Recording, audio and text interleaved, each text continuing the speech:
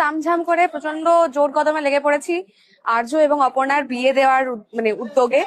আমরা আজকে মেহেন্দির শুটিং করছি, তারপরে আরো বিভিন্ন রকমের নিয়ম আসছে, আমরা সেগুলো পালন করব।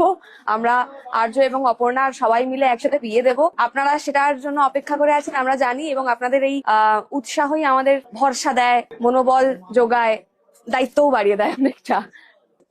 দায়িত্ব দেয়, মনোবল দেয়, আর কি কি বলে বলো, আর কি ভরসা ভরসা দেয়, সবটাই বলে দিল। আমি বলেছিলাম না বিশ্বাস রাখুন।